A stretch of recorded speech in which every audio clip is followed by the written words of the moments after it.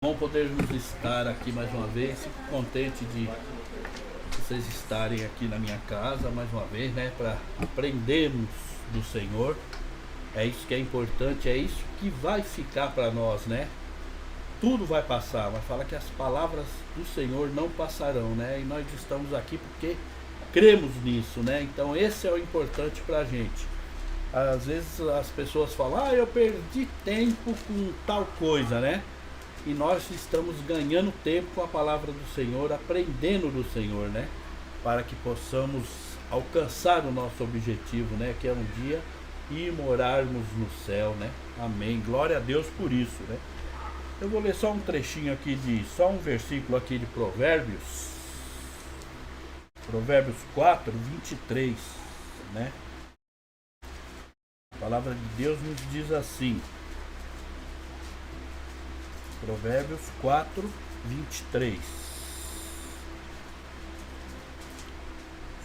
Sobretudo, o que se deve guardar, guarda o teu coração, porque dele procedem as saídas da vida.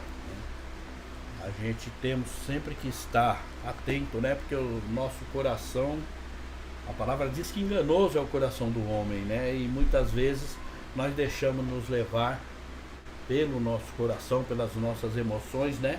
E por isso que hoje o mundo caminha do jeito que está caminhando, que as pessoas se deixam levar pelo coração, pela emoção, e muitas vezes até nós cristãos mesmo fazemos coisas que não agradam a Deus, né? Então nós devemos guardar o nosso coração de tudo e aprendermos de Deus, porque assim, né, alcançaremos a vida eterna, né? Isso que é o importante, é isso que nós estamos buscando, amém? Então vamos orar para dar início para o louvor, né? E glória a Deus por isso. Senhor nosso Deus e Pai, te agradecemos, Senhor, por mais uma vez podermos estar aqui na sua presença, Senhor, buscando, Senhor, a sua face. Que o Senhor essa noite venha falar nos mais profundos dos nossos corações, Senhor, e que tudo aquilo que não vier de Ti, Senhor, que seja arrancado de nós, mas aquilo que vier de Ti fique gravado em nossos corações, ó Deus. Não só nos nossos, mas também daqueles que nos assistem, ó Deus. É em nome de Jesus que eu te peço e te agradeço por cada família aqui representada, Senhor. Eu te agradeço também, Senhor, por o Senhor ter guardado todos nós até aqui, Senhor. Te agradeço por tudo que o Senhor tem feito em nossas vidas, Senhor. Te agradeço em nome do seu Filho amado, Jesus Cristo. Amém, Jesus. Glória a Deus. Glória a Deus, vamos louvar o Senhor.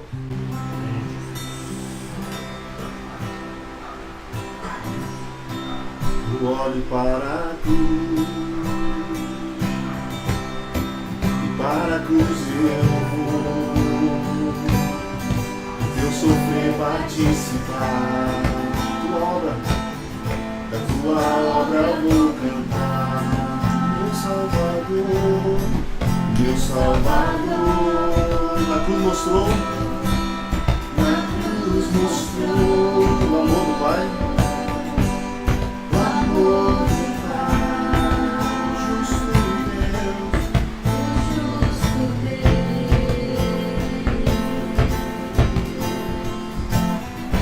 pela cruz me chamou, gentilmente me atraiu e eu, sem palavras, seu fascínio, quebrantado por seu amor, seu amor, seu amor, teu amor, Jesus, que nos acolheu, ó Pai, nos aproximou, Jesus. Merecida vida, de graça recebi, de graça recebi, por sua cruz,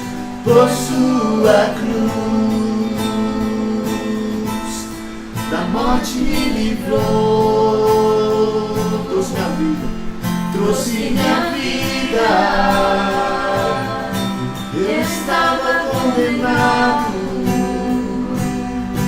mas agora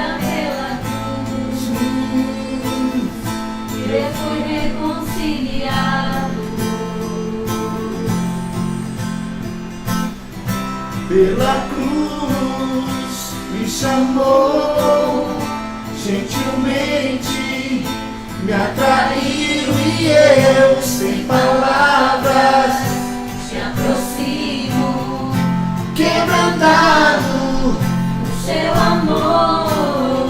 pela cruz me chamou, gentilmente me atraiu e eu, sem palavras, Me aproximo, quebrantado no seu amor.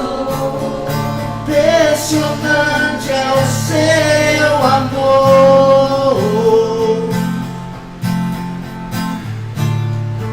Me redimiu e me mostrou o quanto és fiel.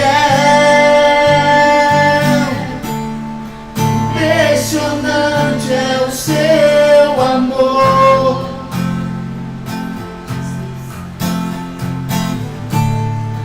Me redimiu e me mostrou o quanto és fiel. Pela cruz me chamou, gentilmente me atraiu e eu, sem palavras, me aproximo, quebrantado do seu amor.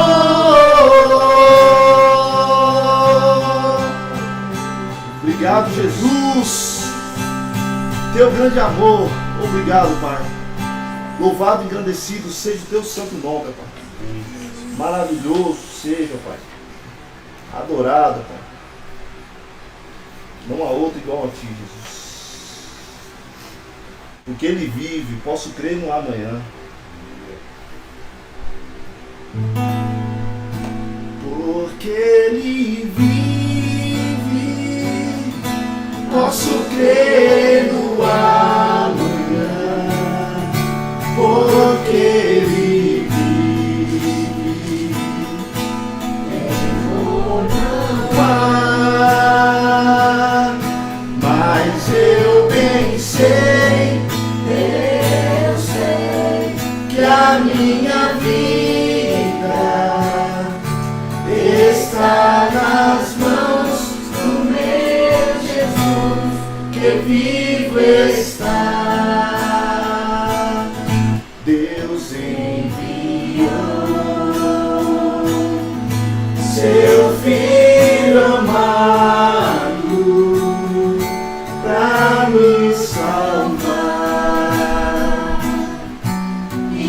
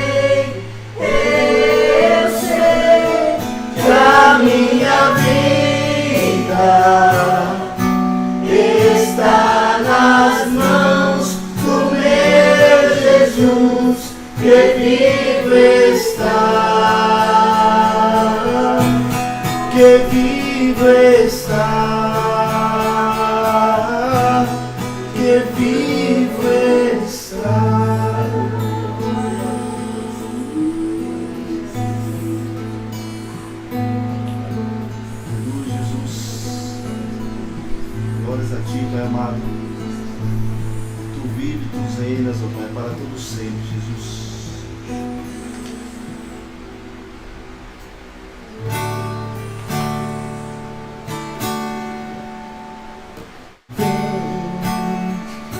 Esta é a hora da adoração.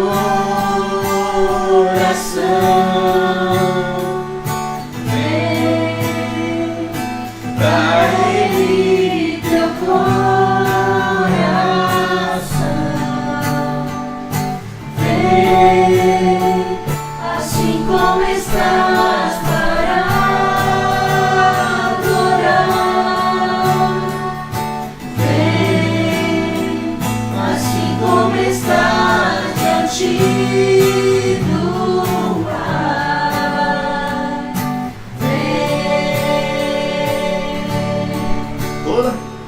Toda língua confessará ao Senhor, todo joelho se dobrará.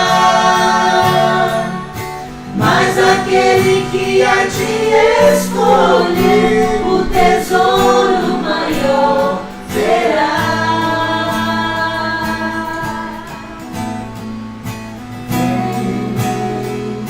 Esta é a hora da adoração. Vem dar a Ele teu coração. Vem assim como estás para adorar.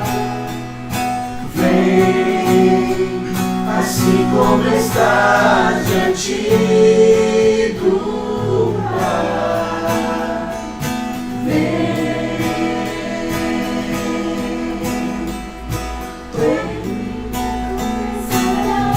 Senhor, todo joelho se dobrará, mas aquele que há de escolher o tesouro maior terá. Toda língua confessará o Senhor, todo joelho se dobrará, mas aquele que há de escolher o tesouro maior terá.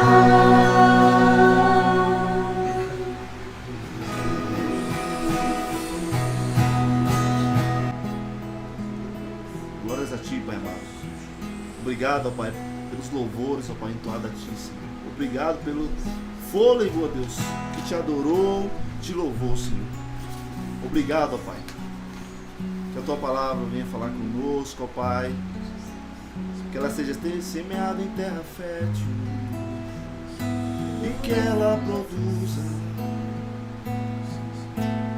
para o fim que foi enviada. Em nome de Jesus. Louvado seja o Teu santo nome, Pai. Obrigado, Pai, pelo Teu infinito amor, pela Tua infinita graça, que nos protegeu a nossa saída, que nos protege a todo instante, Pai, do mal físico e do mal espiritual. E louvado seja o Teu santo e glorioso nome. Louvado seja o Teu nome. Glória. Amém, glória a Deus. Bom, aqui vimos todo mundo, quase os irmãos que estão em casa, foi orado pela palavra, então vamos direto para ela. Abra a Bíblia comigo no livro de Atos, capítulo 13.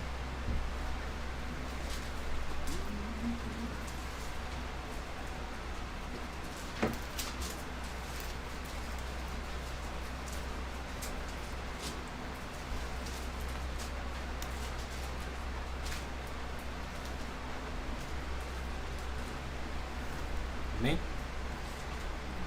Versículo 1 diz assim: Na igreja que estava em Barnabé e Simeão, chamado Níger, e Lúcio Cirineu, e Manaém, que fora criado com Herodes o tetrarca, e Saulo.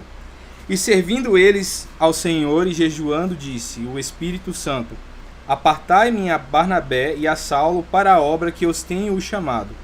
Então, jejuando e orando e pondo sobre ele as mãos, os despediram. Até aqui só. Bom, A gente está fazendo a exposição de Atos, né, como todos nós já temos acompanhado aqui.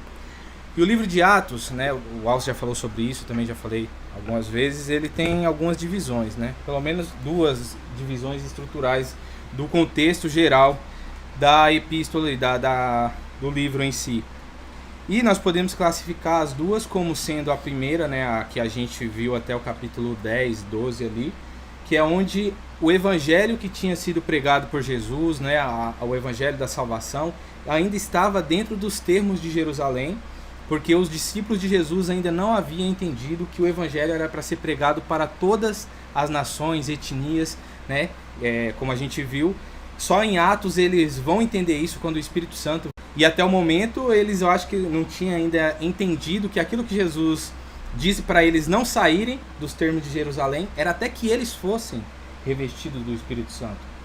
E a gente vai ver agora, a partir do capítulo 13 de Atos, a gente não vai fazer uma explicação de todo o texto, porque eu quero fazer uma pré-introdução pro capítulo 13. O capítulo 13 ele é muito importante e ele mostra algumas verdades, principalmente nesses 3 primeiros versículos. Como eu estava falando, ele é dividido em terra. Por mais que não tenha essa descrição na Bíblia, nós sabemos que a Igreja de Cristo ainda continua avançando. Ela continua ainda trabalhando para o Senhor, e os mesmos milagres que aconteceram no primeiro século com os discípulos que Jesus chamou, né, os apóstolos ali, as pessoas que receberam de Jesus e depois dos apóstolos, né, o Evangelho, a gente sabe que a igreja em si não parou ali, mas ela continuou. Né? E a gente vê milagres, maravilhas há pouco tempo, nos dias atuais, né? E depois desses dias dos apóstolos aqui, a igreja continua avançando. O livro de Atos dos Apóstolos, que é o progredir da igreja, ela não se encerra. Né? Só que é interessante que antes mesmo de entrar em Atos,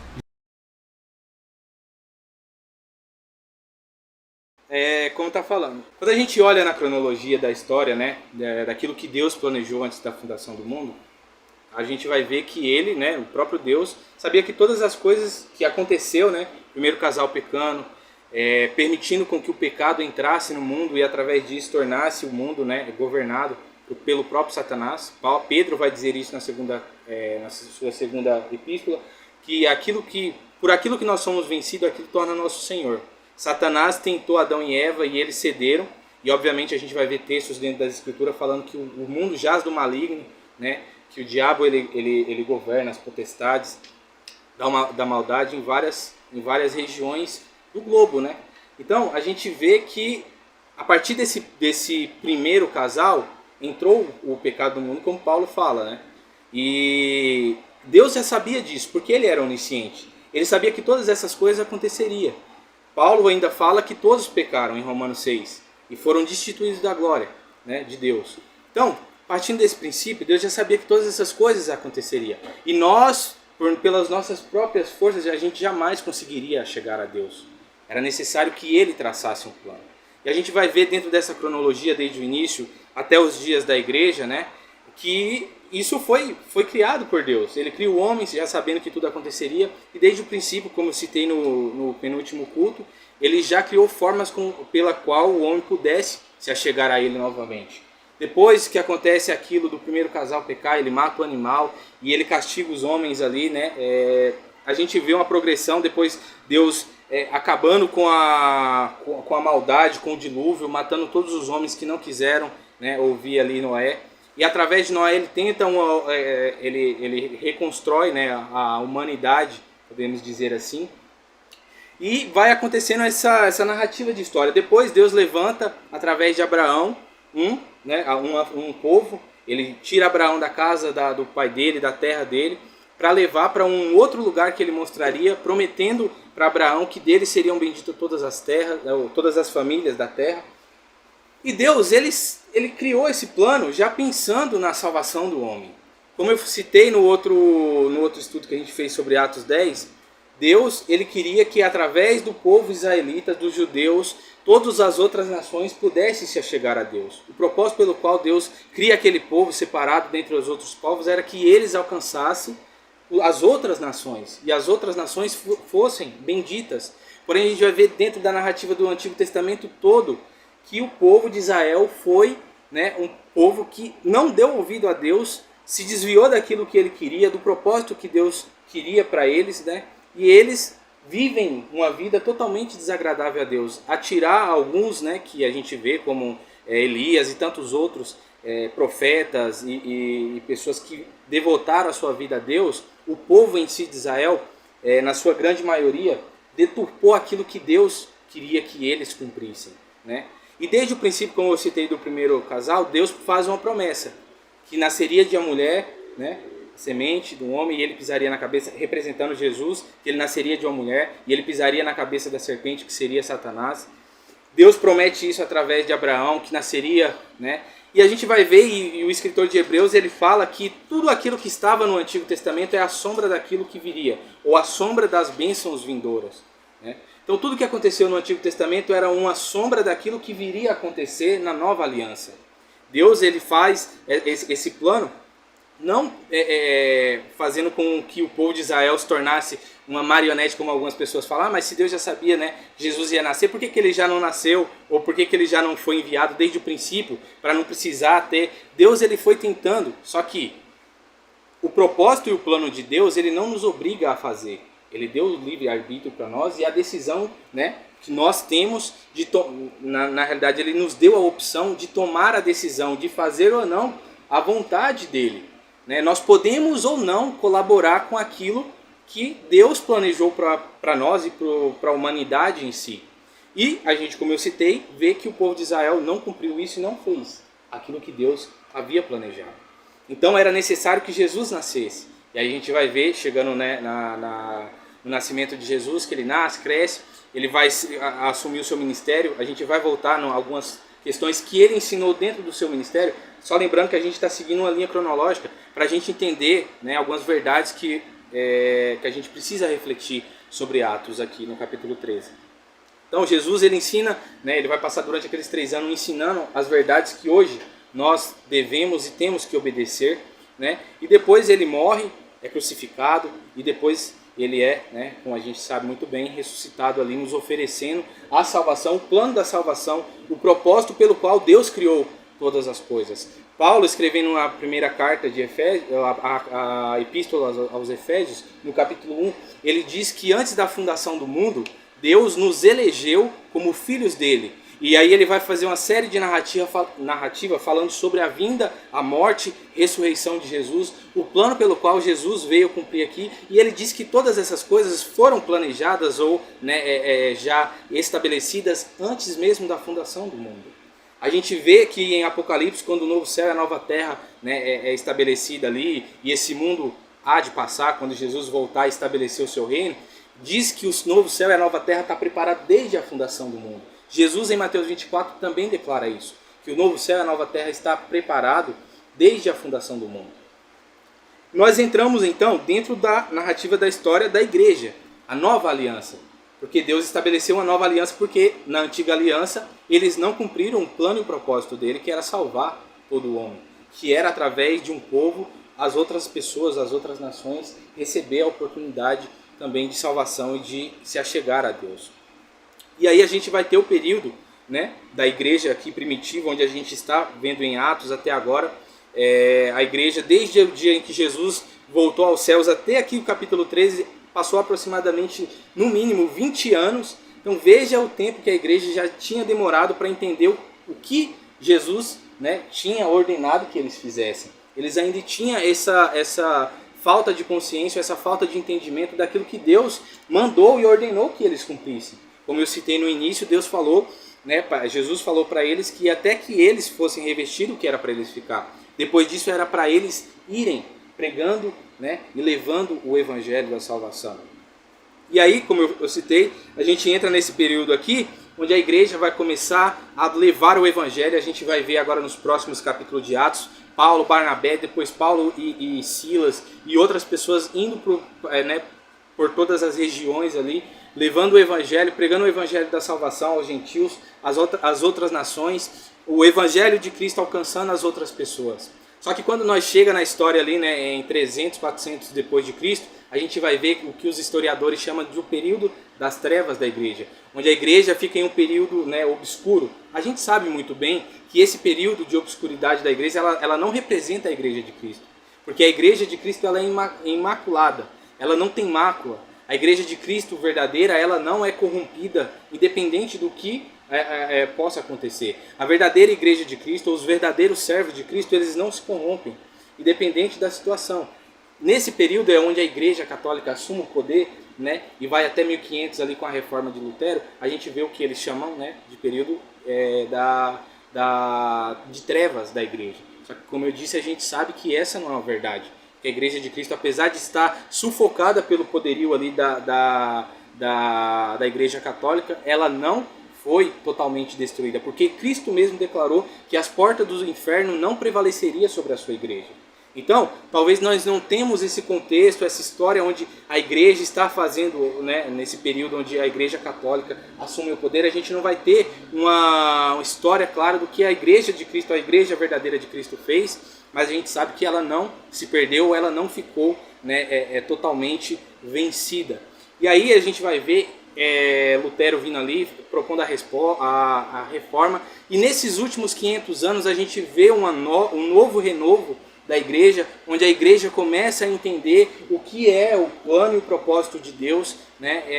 E então chega na era que nós estamos. Eu não vou entrar muito no contexto desses últimos 500 anos para a gente não se perder. Por que eu estou falando isso? Daniel, você está falando de Atos 13, onde 4 homens estavam reunidos, orando, jejuando. O que tem a ver tudo isso? Eu acho que aqui tem algumas lições importantíssimas que nós precisamos refletir. Nós precisamos entender algumas verdades que está exposta nesses 3 primeiros versículos de Atos, para que a gente não só possa entender os próximos capítulos, mas como a gente pode, né, como a gente possa entender onde nós estamos na história, em que ponto da história estamos. Porque, como eu falei, Deus planejou tudo desde o início. E nós sabemos, como o louvor disse, que nós esperamos, né, nós temos uma esperança na promessa de Cristo, na vinda dele, no retorno dele. O que Cristo promete na nova aliança, que ele viria, voltaria e buscaria a sua igreja para morarmos eternamente com ele, onde lá não haveria dor, sofrimento, nada disso, né? E como eu citei, o Antigo Testamento predizia aquilo que Jesus iria vir fazer, que era o nascimento, né, e cumprimento do propósito, né, divino, onde Jesus viria para salvar a humanidade. A Bíblia descreve, e o próprio Jesus diz que ele não veio abrogar a lei, mas ele veio cumpri-la. Quando ele disse isso, ele não está falando simplesmente que ele cumpriu os mandamentos como homem.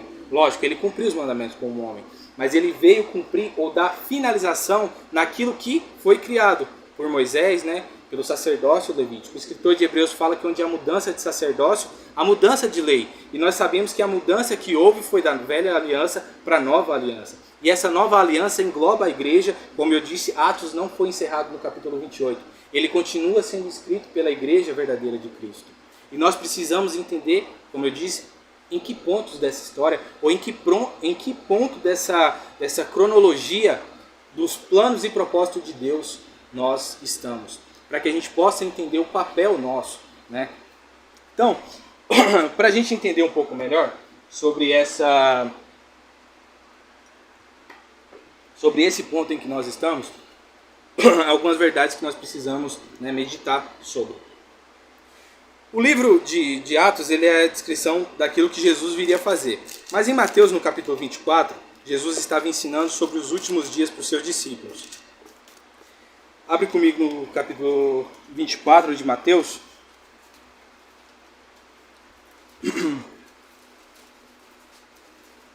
A partir do versículo 1 até o versículo 14 a gente vai ler. Só recapitulando, que Jesus fez uma promessa na nova aliança, assim como Deus havia feito a promessa para o povo israelita que nasceria um homem, o Salvador, o Messias, que Israel, a gente sabe muito bem, não aceitou. Na nova aliança, Deus faz uma promessa da vinda de Jesus. E isso é o que, como nós cantamos, é o que nos guia, é a nossa esperança de que um dia ele voltará, né?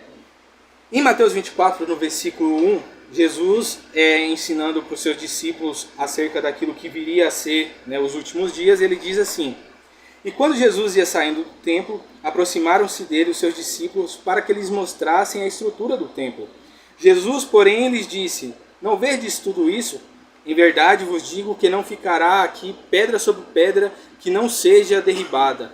E estando assentado no Monte das Oliveiras, chegaram-se a ele os seus discípulos e partiram e pediram os seus discípulos em particular, dizendo: Diz-nos quando serão essas coisas e que sinal haverá da tua vinda e do fim do mundo? Jesus respondendo disse: acautelai-vos que ninguém vos engane, porque muitos virão em meu nome dizendo eu sou Cristo, e enganarão a muitos. E ouvireis de guerra, de rumores de guerras. Olhai, não vos assusteis, porque é mister que tudo isso aconteça, mas ainda não é o fim. Porquanto se levantará nação contra nação, reino contra reino, haverá fomes, pestes e terremotos em vários lugares. Mas todas essas coisas são os princípios das dores. Então vos hão de entregar para seres atormentados, e matar-vos-ão, e sereis odiados de todas as gentes por causa do meu nome. Nesse tempo muitos serão escandalizados e trair-se-ão uns aos outros, e uns aos outros se aborrecerão. E surgirão muitos falsos profetas e enganarão a muitos. E por se multiplicar a iniquidade, o amor de muitos se esfriará. Mas aquele que perseverar até o fim será salvo. E este evangelho do reino será pregado em todo o mundo, em testemunho a todas as gentes, e então virá o fim. Quando Jesus ele faz essa narrativa do versículo 1 ao versículo 14, ele está fazendo um resumo daquilo que viria nos próximos capítulos que a gente não vai entrar agora. Jesus ele começa a dizer que no fim aconteceria rumores de guerra, guerras, haveria pestes, fomes, né? Haveria terremotos em muitos lugares, o amor de muitos se esfriaria, as pessoas trairiam umas às outras, né? Levantariam-se falsos profetas, e ele vai citando várias coisas que aconteceriam nos últimos dias. Só que a gente sabe que uma das coisas que prediz mesmo a volta seria, né, o surgimento do anticristo, que eu não vou entrar nessa parte escatológica. Eu quero que a gente entenda o ponto em que a gente está. Lembra que a gente está dentro de uma cronologia, e a gente precisa entender em que ponto da história nós estamos. Jesus disse que nos últimos dias essas coisas aconteceriam. Nos últimos dias do quê? Nos últimos dias prestes ele voltar. Ou prestes de tudo acontecer, né? Que foi predito pela história da Bíblia, pelas profecias, da vinda de Jesus e restauração desse mundo aqui. E Jesus no versículo 8, ele fala algo muito interessante. Mas todas essas coisas são princípios das dores. Quando Jesus diz isso no versículo 8, Paulo também fala isso em 2 Tessalonicenses, no capítulo 5, versículo 3, sobre o que aconteceria, e ele diz que isso não era o fim, mas isso era o início das dores. E essa palavra no grego, odin, ela significa literalmente, né, contrações de parto. É a mesma palavra usada para uma mulher que está grávida e começa a ter contração. A gente sabe que quando a mulher ela fica grávida, desde a concepção, ela tem contrações. Mas no período que vai aproximando dela ter o neném, né, dela dar à luz, as contrações aumentam cada vez mais e perde ali o neném nascer nos últimos meses, nas últimas semanas, as dores se intensificam. E essa palavra é usada exatamente, né, nesse contexto da vinda de Jesus. O que precediria todas essas coisas, né, a vinda de Cristo? Todas essas coisas que Cristo citou aqui. E ele diz que isso seria as dores. Aí surge na nossa cabeça algo que hoje virou jargão, melhor dizendo. Hoje isso virou jargão. Quando você fala sobre a vinda de Cristo, que está acontecendo guerra, fome, peste, doenças, o que as pessoas dizem? Não, mas isso desde o princípio da humanidade teve. Não, mas isso não... Como assim? Jesus está falando isso, mas desde o princípio da humanidade teve. E isso porque elas não conseguem compreender, né, e muitas das vezes nós não conseguimos compreender, que o que Jesus estava falando aqui, que isso seria o princípio das dores. Logo precederia a vinda dele. Mas como em uma contração, né, onde a mulher está grávida, no início, desde o início da humanidade, sempre teve essas coisas, ou seja, sempre teve contrações. Só que nos últimos dias, prestes a mulher ganhar o neném, as contrações se aumentaria.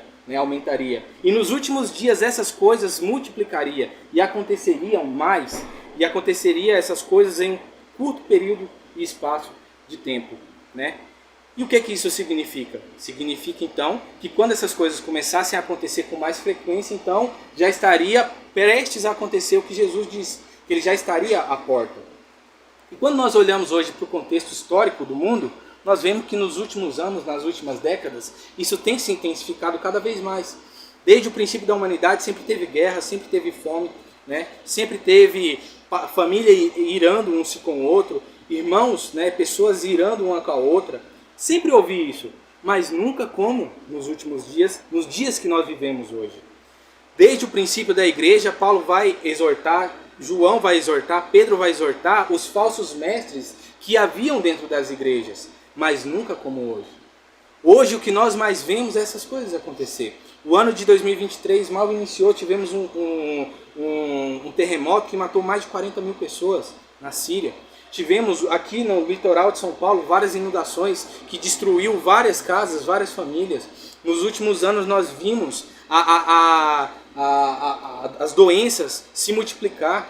Perdemos milhões e milhões de pessoas com a Covid. Agora está surgindo, algumas pessoas estão comentando sobre uma nova doença que está surgindo, mais letal do que o Covid. Gente, todas essas coisas elas têm que mostrar algo para nós. Eu falei no penúltimo culto sobre o que aconteceria nos últimos dias, que as pessoas pegariam o evangelho e traria para elas aquilo que elas gostavam de ouvir, como eu citei. As pessoas hoje em dia estão adaptando o evangelho de acordo às suas próprias vontades, de acordo aos seus próprios desejos. Paulo fala, e Tiago fala sobre isso, que nos últimos dias se levantariam mestres, e as pessoas pegariam esses mestres, que seriam falsos mestres, e pegaria elas para si, porque aquilo que eles falavam ou falam seria o quê? Agradável aos ouvidos dessas pessoas. E a Bíblia, quando fala sobre falsos mestres, falsos profetas, está falando sobre esse tipo de evangelho, sobre esse tipo de pessoa que distorceria a verdade do evangelho. Nós temos vivido em um mundo onde cada vez mais o evangelho está sendo distorcido, onde cada vez mais o ódio tem se aumentado, onde cada vez mais o amor das pessoas tem se esfriado por Jesus, onde as pessoas estão amando mais as suas próprias vidas do que aquilo que Cristo veio fazer por nós. E isso tem que dizer alguma coisa. E como eu disse, em que ponto da história nós estamos? Eu não sei para os irmãos aqui ou para os irmãos que vão assistir, mas para mim é claro de que Jesus está à porta. E que Ele está voltando. E que Ele irá vir buscar a sua igreja breve. Não sei se ainda enquanto eu estiver vivo, ou se quando a próxima geração. Mas eu sei que breve. Mais perto do que antes, com certeza está. E eu não acredito que Jesus demore muito. Hoje em dia, muitas pessoas têm colocado datas para a volta de Jesus. Hoje eu comentei com a minha esposa vindo para cá que eu não gosto desse tipo de coisa. E a Bíblia ainda exorta, Jesus mesmo diz que os dias do fim não caberia a eles. No capítulo 1 de Apocalipse, os apóstolos, os discípulos perguntam a Jesus quando é que ele voltaria para restabelecer o reino, ou vir com o seu reino, aquilo que ele havia prometido. E Jesus mesmo declara: não cabe a vocês saber o tempo do fim, porque isso está reservado ao meu Pai, só Ele sabe aquele dia, nem os anjos, nem o Filho sabe, somente o Pai. Então, essa ideia de ficar tentando colocar data na volta de Jesus é uma perca de tempo, porque nós não iremos conseguir acertar a data. A gente já viu muitos erros nas datas que colocaram sobre a volta de Jesus, mas quando a gente olha para isso, é uma questão. Mas a Bíblia ela declara que nós precisamos estar preparados para a volta de Jesus. Porque, por mais que Jesus não venha na nuvem enquanto nós estivermos vivos ainda, ou talvez voltando para casa ou amanhã, qualquer um de nós pode perder a vida, para nós, Jesus vai ter voltado. Ou não, Talvez a gente vai ter partido para esse mundo para um outro contexto, uma outra realidade. Então nós precisamos viver a iminência da volta de Cristo. E nós vemos isso nas cartas apostólicas e nos escritos dos apóstolos ali, sempre alertando a igreja sobre a volta de Cristo, preparando a igreja para que eles estivessem prontos quando Jesus voltar. Mas será que Paulo, Pedro, João, Tiago, eles não sabiam que não era aquele o fim, porque o próprio Jesus declarou para eles isso? Eles sabiam, mas eles estavam preparando a igreja para viver o período ali da volta de Cristo, mesmo que ele não fosse voltar nas nuvens, porque como eu disse, a qualquer momento Jesus pode voltar para nós. Nós podemos perder a vida aqui e a gente vai encontrar duas realidades do outro lado. Quando nós olhamos para a epístola de Paulo na segunda carta de Paulo aos Tessalonicenses, no capítulo 5, quando ele está falando sobre esse contexto, ele está explicando sobre a volta de Jesus. Só que a igreja, eles estavam tão assim, até a gente comentou hoje, Eu particularmente sempre achei o extremo né, por exemplo, uma questão, extremo de um lado, extremo do outro, né, ou muito disso, a gente já vai entender sobre esse ponto. A extremidade, a gente se tornar extremistas é sempre um perigo. Paulo, ele escrevendo, ele disse para os Tessalonicenses para eles se prepararem. Só que havia irmãos que estavam tão atônitos, né, achando que Jesus já voltaria logo, que eles já estavam abandonando tudo, abandonando o trabalho, abandonando tudo para fugir ou para se preparar para a volta de Cristo. E Paulo fala para eles, olha, quem não trabalha, dentro desse contexto, quem não trabalha também não come. Por quê? Porque eles estavam abandonando as suas responsabilidades, achando que Jesus já ia voltar naquele momento. Só que Paulo sabia que Jesus não ia voltar, né, no que diz respeito à escatologia da volta de Cristo. Por outro lado, nós quando vê Pedro escrevendo a sua carta, na segunda carta também no capítulo 3, escrevendo sobre a volta de Jesus, ele diz que nós deveríamos ficar, né, esperançosos, ter esperança, porque muitos já estavam zombando da volta de Cristo, dizendo, olha, mas não era assim desde o princípio da igreja, que Jesus voltaria e até agora nada aconteceu, e eles estavam perdendo a esperança. Chega no versículo 9,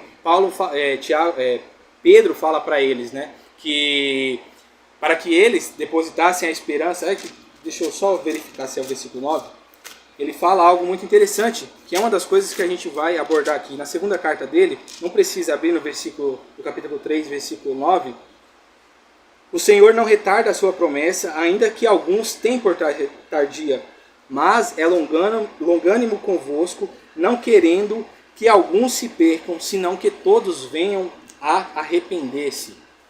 Quando Pedro está falando isso, ele está dizendo que a promessa de Jesus ainda é válida. Ele vai voltar, vocês queiram ou não. Então tenha esperança nele. Porque o motivo pelo qual Jesus não voltou, ou não voltará nesse tempo, é que o desejo dele é que os povos, as pessoas se arrependam e se acheguem a ele.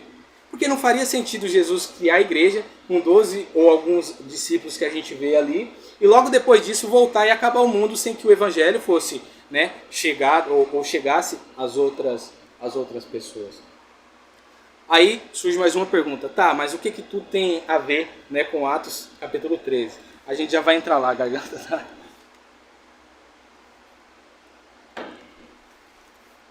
Falando sobre a promessa de Jesus ainda, nós estamos num período, como eu disse, prestes a ele voltar. Isso não tem como negar. Nós, como eu falei, precisamos estar atentos e preparados independente da volta dele. Mas, como eu disse, nós precisamos entender em que ponto da história nós estamos. Ou em que ponto da promessa de Jesus, ou dos planos e propósitos de Deus nós estamos. Nós lemos Mateus 24, e Jesus cita todas aquelas coisas. E chega no último versículo, o que é que ele fala? Essas coisas acontecerão quando o evangelho do reino for pregado a todas as gentes, a todos os povos, aí sim então virá o fim. Algo que prediz a volta de Jesus não só são esses acontecimentos, mas algo que precisa acontecer antes de Jesus voltar é que o evangelho seja pregado a todos os povos, nações, a todas as pessoas. E aí surge uma questão, mas todo mundo não conhece sobre Jesus? Todo mundo já talvez não tenha ouvido falar? Né? Hoje a gente vive a Europa inteira, já ouviu falar, eles foram berço, né, do cristianismo. O Brasil a gente conhece, ou as pessoas antigamente, né, a maioria já conhecia a Cristo, eram católicos ou, né, até mesmo cristãos, já conhecia a Cristo. Todo mundo hoje já ouviu falar de Cristo. Mas será se já ouviu falar do Evangelho? Porque o Evangelho de Cristo não é falar Jesus é amor, como muitos acreditam que pregar o Evangelho é isso. Olha, Jesus é amor. Jesus sabe, esse evangelho, como o pessoal diz, Nutella? Porque isso não é o evangelho da Bíblia. O evangelho, Jesus mesmo diz, ide por todo mundo, pregai o evangelho e ensinai-os a guardar aquilo que eu vos tenho ordenado. Para que o evangelho seja levado às outras pessoas, não é só necessário chegar, Jesus veio para salvar o homem do pecado. Só isso não basta. Porque Jesus disse que além de pregar o evangelho, nós deveríamos ensinar as pessoas a guardar os mandamentos. Aguardar aquilo que ele havia ordenado. Esse é o evangelho genuíno, o evangelho verdadeiro e o evangelho que precisa ser pregado para que as pessoas se arrependam. E aí sim, com esses acontecimentos que nós já sabemos que está acontecendo nos dias de hoje e prediz a volta de Jesus, seja cumprido essa parte de pregar o evangelho e o restante das outras coisas possa acontecer. E como base para isso, a gente vai meditar em mais 2 textos, né? Meditar, de certa forma não, né? Mas decorrer sobre 2 textos, para a gente entender. Então, só para definir aqui, o período em que nós estamos vivendo, acreditemos ou não, nós temos esperança, tendo esperança ou não, que Jesus vai voltar, está prestes dele voltar. Mas nós precisamos entender a responsabilidade como igreja. Por que eu usei a introdução do livro de Atos capítulo 12? Porque a gente vai ver a igreja de Atos, principalmente nesse ponto aqui, obedecendo o ID, obedecendo aquilo que Deus havia ordenado, aquilo que Deus havia mandado, dentro do período em que eles deveriam viver aquilo, que era o evangelho alcançando as outras pessoas. Só que esse evangelho continuou e até os dias de hoje continua. E nós temos uma responsabilidade. Nós temos a responsabilidade de pregar o evangelho para as outras pessoas. Ainda sobre Mateus 24, olha que interessante. Jesus fala nos primeiros versículos sobre aquilo que precederia a sua volta, sobre os sinais e tudo. Só que a partir do versículo, não fugiu aqui, ainda dentro do capítulo 24, ele começa a falar sobre a responsabilidade daqueles que já haviam recebido o evangelho. Ele cita pelo menos 3 parábolas. Em Mateus 24 ele cita uma, em Mateus 25 ele cita mais 2. A primeira parábola ele vai falar sobre os trabalhadores maus, que o Senhor, né, depositando ali a confiança neles para que esse grupo de trabalhadores trabalhasse na vinha dele, e achando que a volta de Jesus ainda demoraria para acontecer, eles começam a escandalizar e a bater nos outros trabalhadores, achando que o noivo ainda demoraria para vir. E aí, né, Jesus dá sequência nas outras parábolas. Ele vai citar a parábola das 10 virgens e depois ele vai citar a parábola dos talentos, onde ele dá 5 talentos para um, 3 talentos para outro e um talento para outra pessoa. Eu não acredito que essas 3 sequências seja algo, né, aleatório ou dizendo só da mesma coisa. Jesus fala de processo nessas três parábolas. A primeira parábola, ele falando de trabalhadores maus, ele fala da importância daqueles que receberam o evangelho em obedecer, né, aquilo que o trabalhador da vinha havia mandado, trabalhar na vinha, né, e ter a confiança de que a promessa do trabalhador iria acontecer, do dono da vinha iria acontecer, né, que seria, no caso, ilustrando a parte espiritual, a volta de Jesus. Na outra parábola ele vai citar das 10 virgens, e aí ele fala lembra que a primeira parábola fala de um grupo de trabalhadores. A segunda parábola vai falar da individualidade de cada cristão. Ele fala de 10 virgens, 5 que guardaram azeites para a volta do noivo e 5 que foram imprudentes e não guardaram o azeite. Isso fala da individualidade de nós, de nos prepararmos com o quê? O azeite representa o quê? O Espírito Santo. Ser cheio de Deus, ser cheio da presença de Deus, e isso fala da responsabilidade individual de todos nós. E na terceira parábola, ele vai citar sobre os talentos que foram depositados nas nossas mãos. E isso representa o quê? A capacidade nossa, né, de trabalhar com aquilo que nós temos nas nossas mãos, ou a responsabilidade de nós trabalharmos, né, dentro dos talentos ou da capacidade daquilo que o dono da vinha depositou em nossas mãos. Tanto que tinha 5 talentos quanto que tinha 1 talento, eles tinham a mesma capacidade de reproduzir, fazer com que aquele talento, né, ou no caso aquela moeda, se multiplicasse. Falando de nós recebemos o evangelho e nós sabemos que dentro do meio da igreja há alguns que têm uma capacidade maior e outros que têm uma capacidade um pouco inferior. Mas todos nós temos a capacidade de multiplicar aquilo que Deus depositou na mão de cada um de nós. Isso demonstra a responsabilidade de todos nós. Em Marcos, no capítulo 12, Jesus falando sobre a vinha que foi dada ao povo israelita, ele diz, né, ele pergunta, os sacerdotes chegam para ele e pergunta faz algumas perguntas, e ele propõe a parábola dizendo que o dono da vinha tinha dado essa vinha para alguns trabalhadores como a renda. Só que esses trabalhadores, o dono da vinha manda servo, depois manda o filho, e esses trabalhadores matam, né, e rejeitam aquilo que tanto os servos e o filho veio, né, que seria pegar os frutos daquilo que eles haviam produzido. E aí Jesus faz uma pergunta para as pessoas que estavam questionando ele, né? Perguntando para eles o que acontecerá com esses trabalhadores. Ele diz: o dono da vinha, né, tirará deles a responsabilidade ali, dará outro grupo de trabalhadores que a seu tempo dê o quê? Os frutos da vinha. O que isso representa? Por que nós andamos em uma linha cronológica? Porque isso já aconteceu. O primeiro grupo de trabalhadores foram infiel, mataram os profetas, mataram Jesus e não aceitaram aquilo, né, que eles veio fazer por parte de Deus, rejeitaram o plano de Deus. E Jesus, na nova aliança, deposita essa vinha na mão de novos trabalhadores, de um grupo novo de trabalhadores.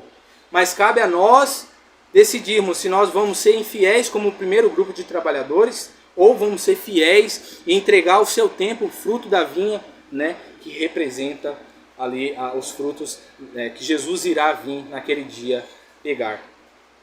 E algo interessante que a Bíblia vai descrever é que nós, como homens, somos partes de uma vinha, somos parte de uma plantação.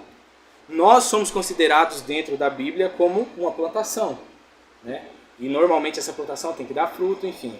E usando o livro de Tiago, no capítulo 5, a gente vê algo muito interessante no versículo 7 e versículo 8, que diz... capítulo 5, versículo 7 e 8. Tiago, falando dentro do contexto da vinda de Jesus, ele fala sobre a importância de sermos pacientes até a vinda do Senhor. E aí ele cita um exemplo de paciência. Ele fala: eis que o lavrador, no versículo 7, parte B, eis que o lavrador espera o precioso fruto da terra, aguardando-o com paciência, até que receba a chuva temporã e seródio. Olha que interessante. Jesus fala que ele depositaria a vinha, né, à mão de outros trabalhadores. Oi? Tiago 5, 7 e 8. E olha que interessante, a Bíblia ela relata, né, que tanto há um grupo de trabalhadores como há uma vinha. Nós precisamos entender que há dois sentidos no que Jesus fala. Trabalhadores são aqueles que já receberam o Evangelho e têm que trabalhar na vinha, né, que representa as pessoas que ainda estão perdidas. Mas quando Jesus fala no contexto geral de vir pegar os frutos, ele está englobando tanto os trabalhadores quanto os que estão perdidos, né, ou aqueles que já receberam o Evangelho. Então, a vinha representa a humanidade, todos nós homens. E Tiago ele fala o quê? Que Jesus, ele viria, né, para os irmãos aguardar com paciência, porque o lavrador espera o precioso fruto da terra, aguardando com paciência até que receba a chuva temporã e seródio. Essa chuva temporã e seródio, ela representa as primeiras e as últimas chuvas. O que significa isso? Essa chuva, antes da plantação, vinha a chuva, onde o pessoal iria arar a terra e plantar a semente. E por um período de tempo, iria ficar sem chover, né? E a chuva seródia, que seria as últimas chuvas, ela viria antes de dar o fruto da terra, para que essa chuva fizesse com que os frutos da terra se multiplicassem, fossem mais fortes, né? E dessem com abundância ali os frutos da terra. Nós usando esse texto com o que nós falamos de 2 Pedro no capítulo 3, versículo 8, que fala que Deus, né, ele é longânimo e que ele espera que todos, né, cheguem a arrepender-se. Por isso que o dono da vinha tem paciência, porque ele espera que todo homem se arrependa. A gente vê o quê? Que as primeiras chuvas foram o que a igreja de Atos fez. Eles saíram pregando o evangelho, levando o evangelho. E o que nós falamos da igreja que ficou sufocada por um período de tempo? Seria o tempo sem chuva. E nos últimos dias haveria as últimas chuvas, as chuvas seródio. Danilo, você está falando isso, não tem nada a ver. A gente vai usar um texto, e é o último texto para a gente encaminhar para o final, que está em Joel, no capítulo 2.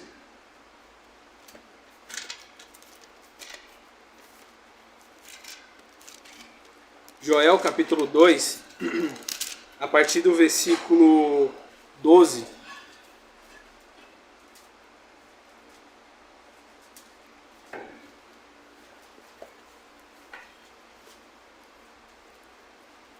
Tá gravando ainda? Joel, capítulo 2, versículo 12, a gente vai ler até o versículo 32.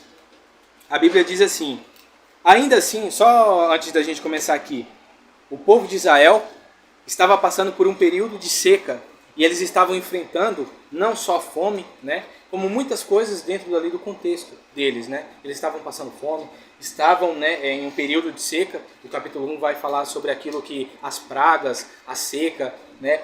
Eles não tinham alimentos, né? E aí a partir do versículo 12, ainda falando desse contexto, e depois vai entrar no contexto daquilo que eles deveriam fazer para que o cenário fosse mudado.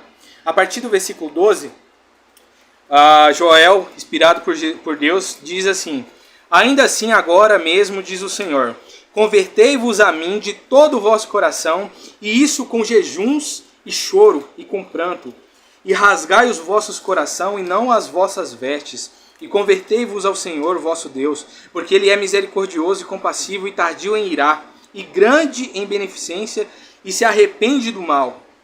Quem sabe se voltará e se arrependerá e deixará após si uma bênção em oferta de manjar e libação para o Senhor vosso Deus? Tocai a buzina em Sião, santificai um jejum, proclamai um dia de proibição, congregai o povo, santificai a congregação, ajuntai os anciãos, congregai os filhinhos e os que mamam, saiam o noivo de seu recanto e a noiva de seu talamo. Chorem os sacerdotes, ministros do Senhor, entre o alpedre e o altar, e digam: poupa o teu povo, ó Senhor, e não entregues a tua herança ao opróbrio, para que as nações façam escárnio dele, porque diriam eles, os povos: onde está o seu Deus? Então o Senhor terá zelo da terra e se compadecerá do seu povo. E o Senhor responderá e dirá ao seu povo: eis que vos envio o trigo e o mosto, o óleo e deles sereis fartos, e vos não entregarei nas mãos do opróbrio entre as nações. E aquele que é do norte farei partir para longe de vós, e lançá-lo-ei em uma terra seca e deserta, a sua frente para o mar oriental e a sua retaguarda para o mar ocidental. E subirá o seu mau cheiro, e subirá a sua podridão, porque fez grandes coisas. Não temas, ó terra, regozija-te e alegra-te, porque o Senhor fez grandes coisas. Não temais, animais do campo, porque os pastos e os do deserto reverdecerão, porque o arvoredo dará o seu fruto, e a vide e a figueira darão a sua força. E os filhos de Sião, regozijai-vos e alegrai-vos no Senhor vosso Deus, porque ele vos dará ensinador de justiça, e fará descer a chuva, a temporã e a serôdia, no seu primeiro mês. E as eiras se encherão de trigo, e os lagares transbordarão de mosto e de óleo, e restituirei-vos-ei os anos que foram consumidos pelo gafanhoto, e a lacusta, e o pulgão, e a oruga, e o meu grande exército que enviei contra vós. E comerei fartamente, e ficarei satisfeitos, e louvarei o nome do Senhor vosso Deus, que procedeu para convosco maravilhosamente. E o meu povo não será mais envergonhado, e vós sabereis que eu estou no meio de Israel, e que eu sou o Senhor vosso Deus, e ninguém mais. E o meu povo não será envergonhado para sempre. E há de ser que depois dessas coisas derramarei o meu espírito sobre toda a carne, e os vossos filhos e as vossas filhas profetizarão, as vossas velhas terão sonhos, os vossos jovens terão visões, e também sobre os servos e sobre as servas naqueles dias derramarei do meu espírito, e mostrarei prodígios no céu e na terra, sangue, fogo e coluna de fumaça. O sol se converterá em treva e a lua em sangue, antes que venha o grande e terrível dia do Senhor. Há de ser que todo que invocar o nome do Senhor será salvo. Porque no monte de Sião e em Jerusalém haverá livramento, assim como o Senhor tem dito, e nos restantes que o Senhor chamar. Olha que interessante esse texto. Ele fala sobre um contexto onde o povo de Israel estava inserido, um contexto físico. Ele está falando de alimento, de gafanhoto, então está falando de um contexto de plantação onde eles estavam passando por necessidades por causa do quê? Da falta de chuva. E esse texto ele vai dar sequência ao que eles deveriam fazer. Proclamar um jejum santo, ide à presença do Senhor com jejuns, orações, pranto, choro, para que o Senhor venha a se arrepender, né, e venha dar bênçãos a vocês. E aí o texto vai dizendo e entra nessa parte onde ele fala o que aconteceria, né? Que ele enviaria as chuvas temporã e acerode. E aí os lagares transbordarão, as vinhas se encherão de óleo, né? E enfim, aqui vai dar toda uma narrativa. Em Atos, no capítulo 3, versículo 21, Paulo, pregando depois de curar Deus curar através dele, né? O coxo, ele fala, ali na pregação, ele fala algo muito interessante. Que nos últimos dias, né? O que eu vou até ler para não pegar o contexto fora. Só um versículo, não precisa abrir. Capítulo 3, versículo 21, Pedro vai dizer assim: o qual convém que os céus o contenha. Em algumas palavras, como eu disse, os segure, ou não permita com que Jesus venha, até os tempos da restauração de tudo, dos quais Deus falou pela boca de todos os seus santos profetas desde o princípio. Pedro ele está falando sobre a volta de Jesus, e ele fala algo muito interessante, que Jesus ele não voltará, ou seja, Jesus ainda está sendo contido nos céus, porque algo precisa acontecer. Algo precisa acontecer antes que Jesus volte. E como eu falei, né, e eu citei, o que precisa acontecer? Jesus mesmo disse, né, que ele viria quando o evangelho do reino fosse pregado. Nós vimos Paulo falando sobre isso, nós vimos Tiago, né, falando sobre isso. E, usando essa parte do texto e Joel, nós podemos identificar algo extraordinário que prediz exatamente sobre aquilo que aconteceria nos últimos dias. Pedro está falando que era necessário que aquilo que os profetas tinham falado fosse restaurado. Restaurado é o quê? É ser colocado em prática novamente, em palavras, né, bem simples. É ser revivido. Restaurado é colocar novamente em prática, ou aquilo acontecer novamente. E o texto que a gente acabou de ler de Joel, ele tem um cumprimento de profecias atemporal. Ele não está limitado simplesmente no contexto do povo de Israel. Quando Deus, através de Joel, fala para eles que eles deveriam convocar um jejum santo para que aquele cenário que eles vivessem fosse mudado. A gente sabe que ali está falando sobre um contexto, né, físico, sobre material, sobre comida. E o texto dá continuidade falando aquilo que aconteceria depois dessas coisas. Só que nós sabemos como o mundo espiritual funciona, nós sabemos que essas coisas elas não são simplesmente figuras lá daquilo que aconteceu na história do povo judeu, mas daquilo que viria a acontecer nos nossos tempos. A Bíblia fala que se nós nos humilharmos, se convertermos ao Senhor novamente, rasgar o nosso coração a Deus, Ele nos ouviria. Então eles mandariam as chuvas, que aconteceu, e a gente vai ver isso em Atos. Ele mandaria a primeira e as últimas chuvas, como Tiago também disse, como a gente leu. E aí a gente fica pensando, né? A gente vai ler ainda essa última parte. Em Atos, teve o cumprimento dessa profecia. E muitos, né, pode pensar, então já se cumpriu aquilo que Joel disse. Não se cumpriu. Na realidade se cumpriu, porque é atemporal a profecia. Se cumpriu nos dias de Joel, se cumpriu nos dias da igreja, com as primeiras chuvas, mas isso vai acontecer novamente nos últimos dias. Aquilo que os santos profetas disse deverá ser restaurado nos últimos dias. E as últimas chuvas, a chuva seródia, deverá ser mandada nos últimos dias para que o plantio de Deus, que é os homens, se achegue a ele com frutos, com grandes frutos, como Tiago fala. Porque o dono de uma vinha, ele tem paciência.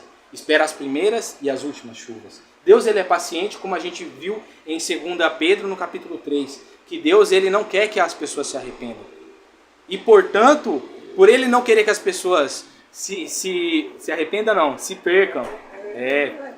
Que as pessoas se percam. Ele deseja que as pessoas se arrependam. Ele quer o quê?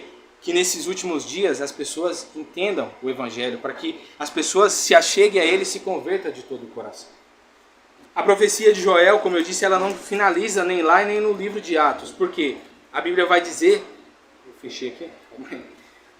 Joel continua dizendo que nos últimos dias aconteceria algumas coisas.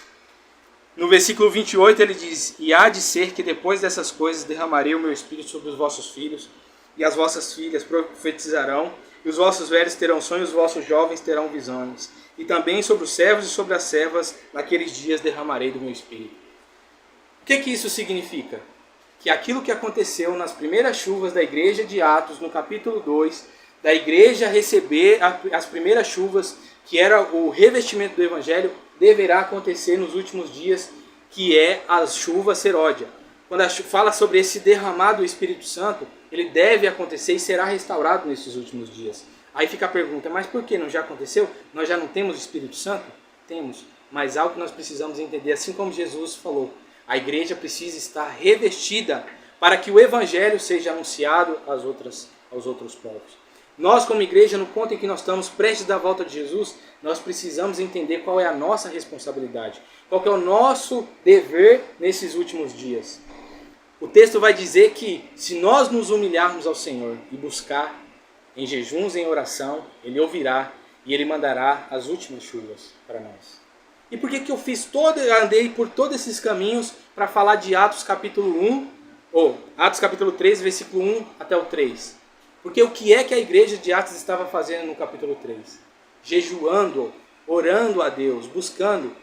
Na minha versão fala adorando ao Senhor, enquanto eles adoravam e jejuavam. Algumas versões vai estar e servindo ao Senhor e adorando, eles, o Espírito Santo designou eles para aquilo que ele tinha separado Paulo e Barnabé ali para aquela obra. O Espírito Santo tinha separado eles. Algo que nós como igreja precisamos entender. Que para o derramar do Espírito Santo e para que o plano de Deus nos nossos dias, no contexto que nós estamos inseridos, aconteça, nós precisamos fazer aquilo que a Bíblia nos ordena. O que é que a Bíblia nos ordena? É que nós devemos nos rasgar, buscar diante de Deus através de jejuns, oração, choro, pranto. Tudo que eu estou falando aqui, não sei se está causando algum impacto no coração dos irmãos que estão aqui, ou dos que irão assistir. Mas quando eu falo disso, apesar de estar falando um pouco rápido para tentar colocar tudo o que engloba essas questões, no meu coração há temor. Porque o que mais Jesus vai falar dentro do Novo Testamento é a responsabilidade daqueles que assumem um compromisso com Ele, que é de pregar o Evangelho, que é de trabalhar na sua vinha e que Ele vai cobrar. Pedro falando e escrevendo a sua carta, ele diz que nós que conhecemos o Evangelho, nós temos responsabilidade. Aqueles que conhecem a verdade, aqueles que sabem fazer o bem e não fazem, esses cometem maior pecado do que aqueles que estão no mundo, não conhecendo os mandamentos e os propósitos de Deus. Nós, como igreja, precisamos entender que nesses últimos dias, se nós não nos humilharmos e buscarmos ao Senhor para que Ele mande as últimas chuvas, nós iremos falhar assim como os israelitas. Nós iremos falhar igual a igreja durante 20 anos, que depois de ser enchido com o Espírito Santo, não entendeu que eles deveriam pregar o Evangelho para todo mundo. Ensinar daquilo que Cristo estabeleceu dentro da sua palavra, como ordenança, como mandamento, daquilo que Ele deseja que nós façamos. A vinha de Cristo está espalhada pelo mundo. Nós somos trabalhadores, aqueles que aceitou o Evangelho. Nós precisamos entender nosso papel. E o que nós vamos fazer nesses últimos dias? Nesses últimos dias, irmãos, e eu não falo aqui acusando ninguém, e eu me coloco nesse lugar, nós precisamos entender o nosso papel como igreja. O jejum, eu queria ter entrado mais na parte do jejum, mas com certeza, como a gente já está mais prolongado aqui, prolongando muito, eu não vou entrar muito, mas a gente sabe que o jejum, ele é de forma extraordinária aquilo que nos aproxima de Deus, porque isso mortifica a nossa carne. Muitas pessoas acreditam que o jejum é dispensável nos dias de hoje. Acreditam que o jejum é algo que os fariseus faziam, ou que Jesus fazia uma vez ou outra, os discípulos faziam uma vez ou outra. E na realidade não. Jesus no capítulo 6 de Mateus ensinando sobre jejum, ensinando sobre esmola e oração, ele também ensina sobre jejum, no mesmo contexto. Agora uma pergunta que fica para nós aqui, nós como crentes, se nós ajudarmos durante toda a nossa trajetória de vida uma única pessoa, fazendo o bem para ela, isso é agradável a Deus? Nós tendo oportunidade de ajudar mais pessoas? Ou se durante a nossa trajetória de vida nós orarmos 1 a 2 vezes, ou não termos a cultura de exercer a oração todos os dias, você acha que isso é agradável a Deus ou nós devemos praticar a oração diariamente? Ajudar as pessoas a pensar no próximo diariamente? Porque o mesmo ensinamento que fala desses dois princípios fala sobre o jejum. E nós precisamos entender que nesses últimos dias o jejum é de suma importância. Como eu falei, os apóstolos ali, Pedro, Paulo, Barnabé, Manaém e Simeão, eles estavam fazendo o quê? Jejuando e servindo ao Senhor. Aquela palavra servindo no grego é liturgos, e ela significa literalmente fazer tudo aquilo que está englobado dentro do pacote de doutrinas daquilo que Deus, né, deseja. Pregar o evangelho, ensinar, socorrer as viúvas, os órfãos, as pessoas. Aquela palavra significa tudo isso. Então quando o texto fala que eles estavam reunidos em Antioquia, jejuando e servindo ao Senhor, eles estavam praticando uma vida, né, ali ao Senhor de excelência, fazendo tudo aquilo que Deus desejava. Só que através do jejum, através da humilhação, através da negação de si mesmo, Deus separa dois homens que vai mudar a história daquilo que nós conhecemos.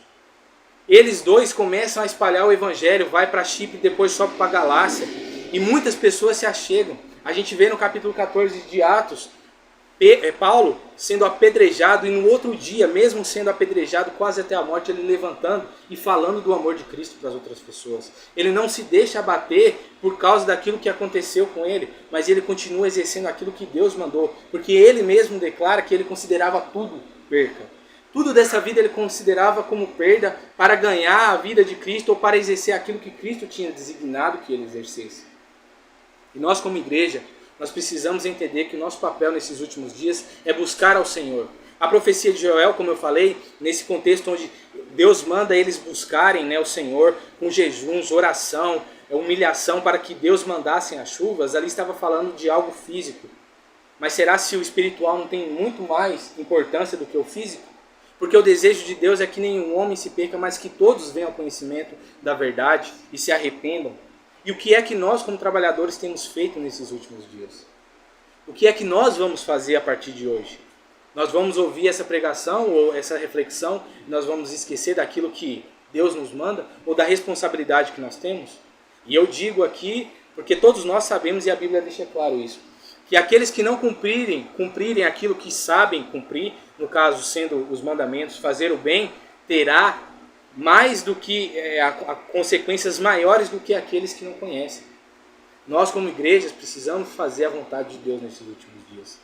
Uma coisa que é indiscutível dentro das Escrituras é que a carne nossa, ela não se converte.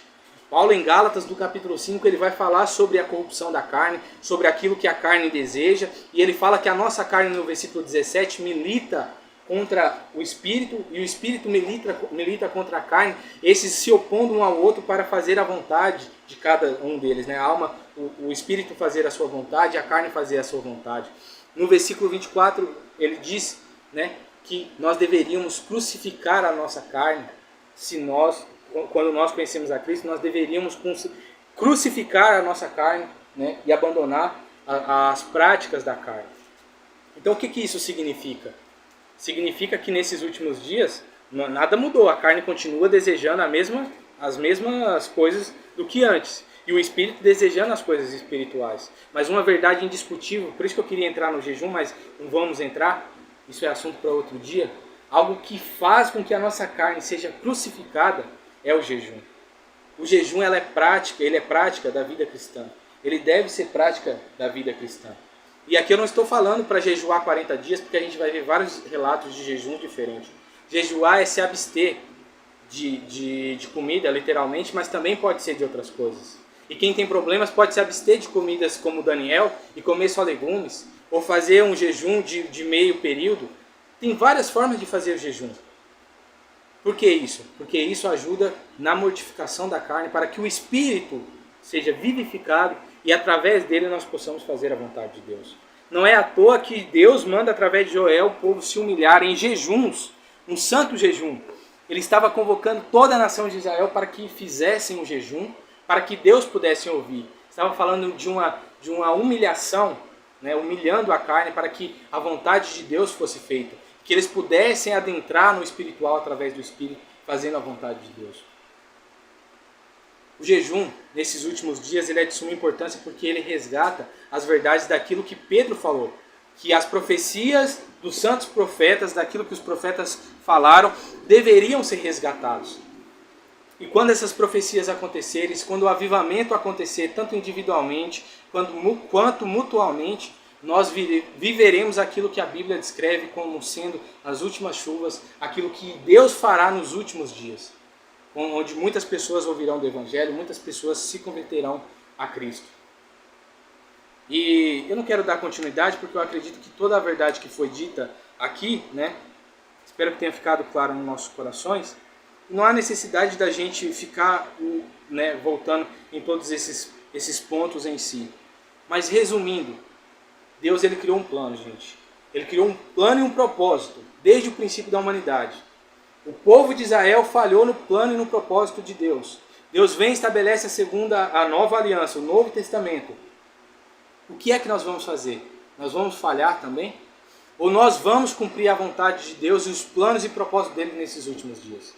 O desejo de Deus é que nós tornamos salvos, né? Nós venhamos a se converter, mas que nós também levemos o Evangelho às outras pessoas. Esse é um mandamento claro dentro da palavra de Deus. E nesses últimos dias, nós precisamos fazer isso. Porque é necessário que essas coisas aconteçam para que então Jesus venha nos buscar. Porque Ele não virá se nós não nos posicionarmos para fazer a vontade dEle. Porque os céus está detendo Ele ainda por causa daquilo que não aconteceu. Eu não sei se no coração de vocês tenha ficado, né, claro, ou até mesmo se isso causa algum pesar no coração. No meu, causa pesar. Porque eu sei que se Jesus não voltar nas nuvens para me buscar, um dia eu vou morrer. E o que é que eu vou entregar para Ele? Será se Ele vai me chamar de servo mau, infiel? Porque eu não trabalhei para Ele? Ou eu não fui fiel naquilo que Ele depositou nas minhas mãos? Ou Ele vai falar assim como Ele falou para os 2 servos em Mateus 25. Entra para o meu reino, bendito do meu Pai. Porque vocês foram fiel. Vocês foram fiel com aquilo que eu depositei na mão de vocês. Eu não quero ser como o servo que pegou uma moeda e não multiplicou aquilo. Eu espero que todos nós possamos ser como os outros 2 servos. Que aquilo que Deus depositou nas nossas mãos, nós possamos entender para levar à frente. Paulo entendeu isso quando ele aceitou a Cristo. Todos esses homens que estavam reunidos aqui no início de Atos 13, eles entenderam isso. E é por isso que o Espírito Santo mandou eles a fazer uma obra extraordinária. Nós hoje recebemos o Evangelho porque 2 homens viveram uma vida agradável a Deus, jejuaram, buscaram ao Senhor e se entregaram de corpo, alma e espírito à vontade dEle, para ser servos bons e fiéis. E essas verdades têm que atingir os nossos corações para que nós possamos também inspirar nesses homens e nós possamos viver aquilo que Deus deseja nesses últimos dias. Espero que Deus tenha falado no coração. E a minha oração é que essas verdades não sumam do nosso coração. Não sumam do nosso coração porque Jesus vai voltar a qualquer momento, gente. Sabe, eu às vezes, né, eu tenho meu pai, que ele não é convertido ainda, né, ele não aceitou a Cristo. E eu tento de várias formas falar do amor de Cristo para ele. A gente sabe que no novo céu e a nova terra a gente não vai ter essa oportunidade, né, a gente não vai ter dor, melhor dizendo, nem choro, nem nada. Mas aqui na terra me bate um pesar tão grande no coração de ver ele caminhando, né, para um caminho que talvez ele vai se perder e não vai, porque ele é meu pai. Agora imagina Deus que nos ama muito mais profundo do que aquilo que nós sentimos pelos nossos pais, pela nossa esposa, pelo nosso filho. Por que Deus tem retardado a vinda dele há tanto tempo? Porque ele tem, né, deixado que as coisas aconteçam. Ele quer que nós tomemos uma posição para que os homens se acheguem a ele. Ele tem dado a oportunidade. Deus é longânimo, o texto de Joel fala isso. Deus ele é misericordioso, tardio em irar. O desejo e o propósito dele é que todo homem chegue ao conhecimento da verdade. E nós que já conhecemos a verdade, nós precisamos levar essas verdades para as outras pessoas. Porque nós não estamos falando só de outros seres vivos. Nós estamos falando da nossa semelhança. Porque Deus criou todo homem à sua imagem e semelhança. A criação de Deus engloba todos nós. E o que é que nós vamos falar para Jesus naqueles últimos dias? Espero que essa verdade não saia do nosso coração. Que nesses últimos dias nós possamos entender a nossa responsabilidade, nosso propósito como igreja, para que nós possamos exercer aquilo que Deus quer para todos nós. Bom, era isso. Depois a gente vai dar continuidade no livro de Atos, capítulo 13, onde a gente vai ver, né, e se inspirar na história dos apóstolos, de Paulo, Barnabé, depois de outros apóstolos que viveram fielmente a vida, né, que Deus chamou eles para viver. Nós possamos se inspirar e viver de acordo, né, com aquilo que eles também viveram. Então, feche os seus olhos e incline o coração a Deus nesse momento. Eu quero orar por todos nós aqui. Sabe, Jesus ele orou por todos nós antes mesmo dele, né, morrer. Ele já sabia que muitas pessoas se chegariam e ele intercedeu por sua igreja. Ele intercedeu por todos nós, mesmo sabendo que nós ainda não existíamos, né? Mas ele sabia que um dia nós iríamos existir e ele intercedeu por toda a sua igreja. E eu quero orar por todos nós aqui para que nós possamos também, né, viver a vida que Cristo tem para nós e que ele não venha, né, se irar conosco por esse período que talvez nós não tenhamos vivido a vontade dele. Então, incline o seu coração a Deus nesse momento, que Deus possa falar no coração de cada um aqui.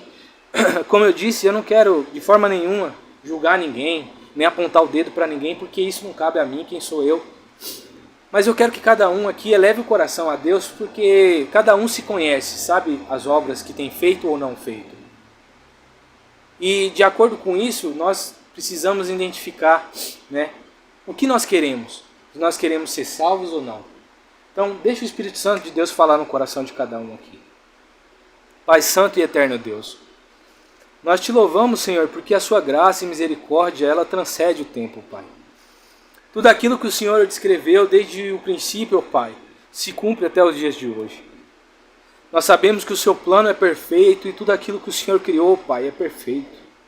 Que a sua vontade, Pai, nesses últimos dias seja feita. Que o seu desejo nesses últimos dias, Senhor, seja cumprido. O Senhor é claro em dizer que a sua palavra teria que alcançar todos os povos, todas as raças, todas as pessoas, ó Pai, todas as criaturas. Senhor, aqui o Senhor conhece cada coração, ó Espírito Santo. O Senhor conhece o meu coração, o coração dos meus irmãos. E o Senhor sabe, ó Pai, o que nós temos ou não feito para o Senhor.